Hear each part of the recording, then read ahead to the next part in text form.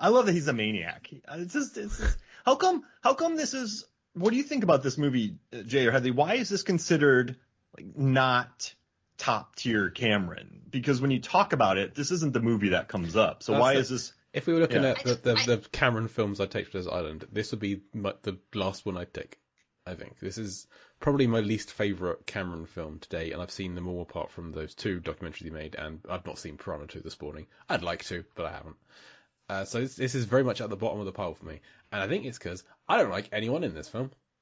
I don't like any of the characters. I don't want to spend any time with them at all. They're all just, from the off, not nice people being not nice to each other throughout, and I'm not a fan of that. Like Ed Harris, Bud. Sorry, I didn't like The Abyss. Get that out of here. Wow. I wasn't a fan. I appreciate everything that's been said so far. I appreciate all the visual effects and the practical effects. Everything. The filmmaking is incredible. Story overall, I don't think I'll ever watch this film again. I don't particularly want to. I didn't like Bud. I didn't like how he's very brash. He's blue collar guy, blue collar team. Cameron loves that. Great. But I didn't like the whole, like, oh, I hate my ex-wife. Oh, it's just, he just, like, everyone's calling her a bitch from the off. As soon as she steps on the helicopter, Chris Alien's like, oh, Queen Bitch of the Universe. It's her nickname. But then, that's just for the opening 15 minutes of the film. Once she gets down into the rig with the rest of them, she's fine, and she's being annoyed with the SEAL team, with Michael Biehn and his guys. And they're as much fun as a tax audit. Kind of thing. So there's that kind of inconsistency. But I know that James Cameron has never been one to write subtlety. No. But having Bud throw away his wedding ring, fish out of the toilet, disgusting, hand turning blue, disgusting, and then the wedding ring being the thing that saves him when the door shuts on it is the least subtle parable for his marriage saving him as a person I can possibly think of, which that irked me a little bit. But also the fact that the wedding ring was so huge for it to be caught in a door. It was like script written to be the only thing that could stop this door from closing, just so that it can be this. And then they didn't do anything with that. Like that kind of subplot is done half an hour into the film, and then they never go back to it again. I feel like is it subtle? Is it not? I don't know. I was all over the place with this film, but I didn't love it. It's too long. It's that's just because I tried to watch it. You didn't even see the director's cut. It's on the disc, and I was like, hours. could I watch the longer cut? Like, no, it's a Monday night.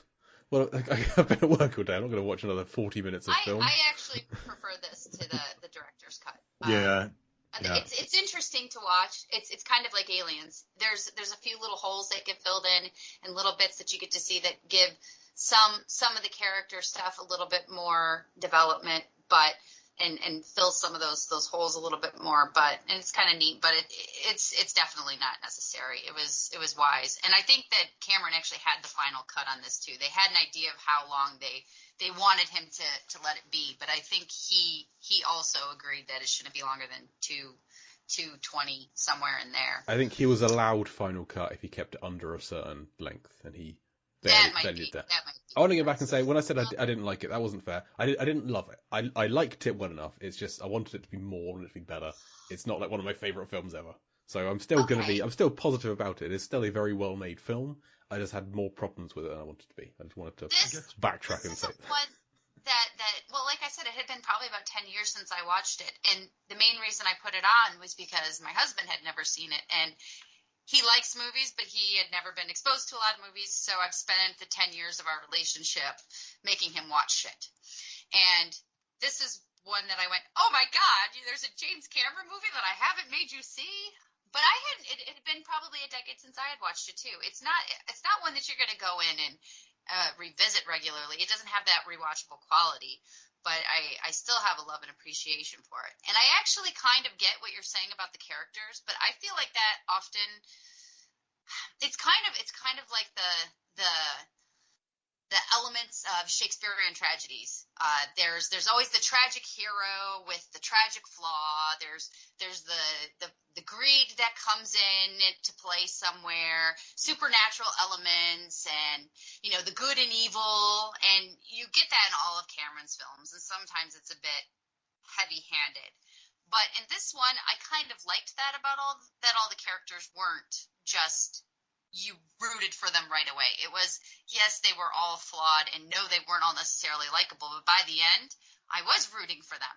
Even Michael Biehn's character, when Lieutenant Coffee dies, there's a little connection where I'm going, oh man, that's a brutal way to go. And it wasn't that he was necessarily a bad dude. He was in way over his head, and he was suffering from the high pressure nervous syndrome. Yes. He was the one in four guys that started to go cuckoo. Oh, and that was really spelled out as well. That scene of like, yeah. We'll be fine. Dr. Lindsay Brigman explaining everything, and then the SEAL team being in the scene saying, "We know all this. Why are you explaining this to us?" And then her continuing to explain it to them. It's like, okay, this is clearly for the audience, but this could have been done slightly more organically. Have a SEAL team guy who's on his first mission. Have them explaining it to her. I don't know. Something. It was far beyond foreshadowing. But I thought once all of those balls started rolling and it all started unraveling, and even with the ring, yes, that was also very heavy-handed. But ultimately, that's still kind of what happens in the end. It was the bond between them and their relationship, and they saved each other. It's a little, you know what I mean? It is what it is. But they shouldn't be together. Those aspects of it. They shouldn't stay together. They're not good for each other. Not working together and in those circumstances for certain. But I liked all of that, and like you said, by the end you start to like her. You like him. I like him from the beginning, and to be fair to Ed Harris is at his peak sexiness in this movie. So he's just perfect.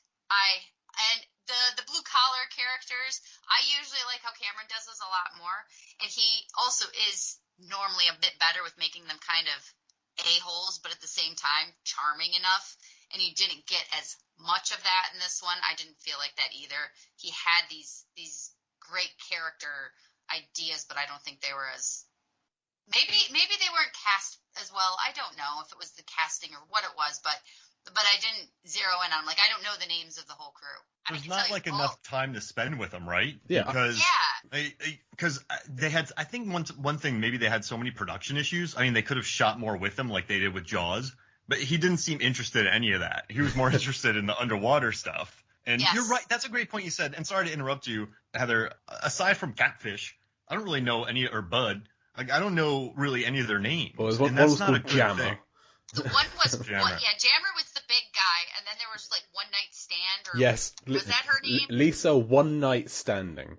The only woman in the crew, and they give her a sexual pun for a nickname. Great. This is a weird movie for me because I understand the 89% tomato meter score. I understand the 7.5 IMDb score, but when I think about this, I don't really think about any of the characters. I think about the beads that they put on top of the water to kind of create shadows under the ocean. Like, they just had floating beads, thousands of them, in this tank so that they could not use a tarp and other things like that. Just a weird little technological thing. I mean, they shot this in a nuclear power plant. When I think about that in this movie, I never think about the story. I really don't. I like Harris. Listen, I love a good knife fight. That duel when he has the pipe and Bean has the knife, like, what's cool. I like water knife fights. Like, that's pretty cool. But yeah, I just never think about the story, I guess. But I don't know if that's good or not, right? Because it goes by pretty quick. You have this bomb, it drops at the bottom, he has to go turn it off, but then aliens are like, yo, you and your wife are cool, so we'll bring you back. And then everyone's like, yeah. So it's like most, like, it's like Titanic. I love Titanic. That will be top of my list once Tape Desert Island. Love Titanic. I don't really think about the Rosenjack subplot, as I would call it. The main plot of Titanic is the boat going down and the spectacle of that. Yeah. Rosenjack's the subplot. It's the protagonist of the story. Yeah. And so when I think about Titanic, I think about the second half, the best half, when everything's going to hell, and all the fun and terribleness, not fun, the disaster moviness of it all. And I suppose that's the same here. It's the spectacle, it's the effects, it's the production story. But I watched that same documentary you did, Mark, and there's a lot of horror stories from the production of this film that didn't make it to that generally quite positive a documentary that was commissioned by James Cameron. Yeah. If you were to talk to more of the cast on a more candid level, I mean, Ed Harris has said that he will never talk about this film again, like, and the making of it. It's just like there's apparently one day after filming, he was just driving home and he just pulled over and just broke down in tears because of the horrors of making this film and everything that it did to him.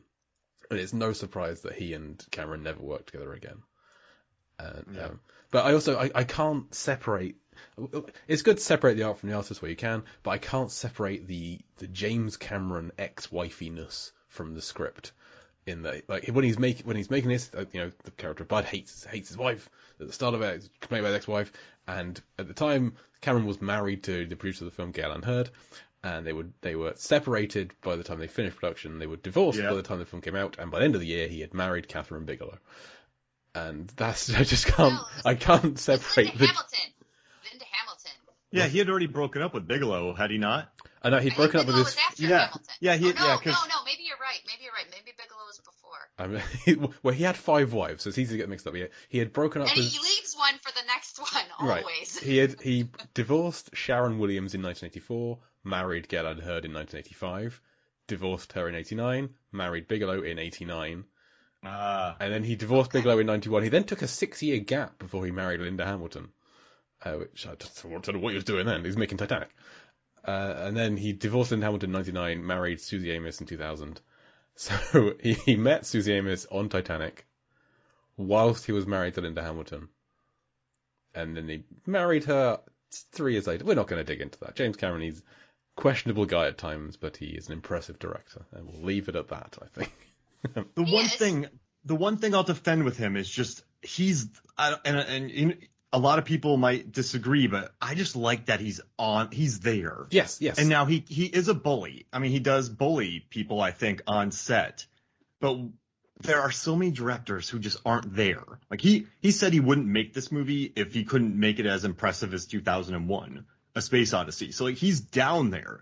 And I guess that's the one thing I respect, but I don't know if that can. Like that respect should get above any bad behavior that he has. But it's just rare in the world. Too is, you do have a lot of people that don't mesh well with him, but you do have actors like Arnie and Bill Sigourney and Michael Biehn and that Bill Paxton that keep coming back and working with him too.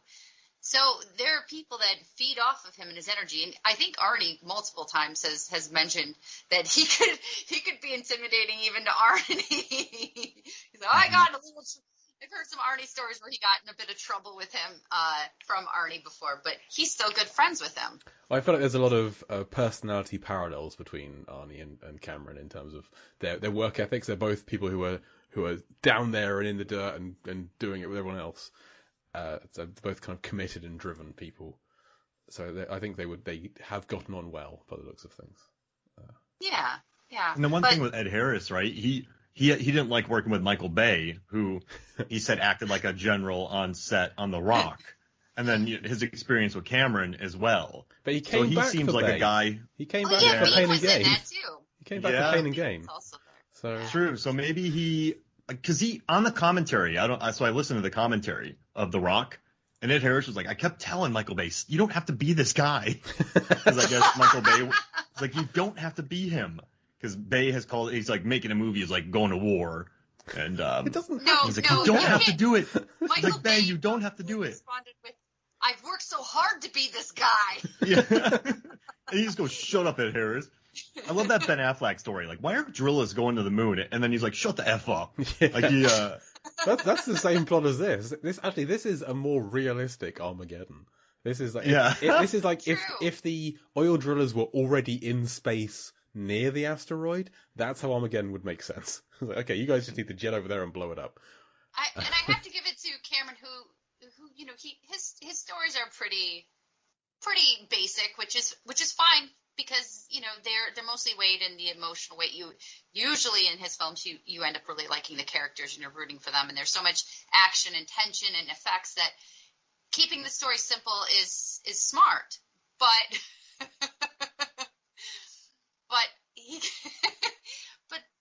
but this one, out of all of the deep underwater movies that came out in 89 and 90 is by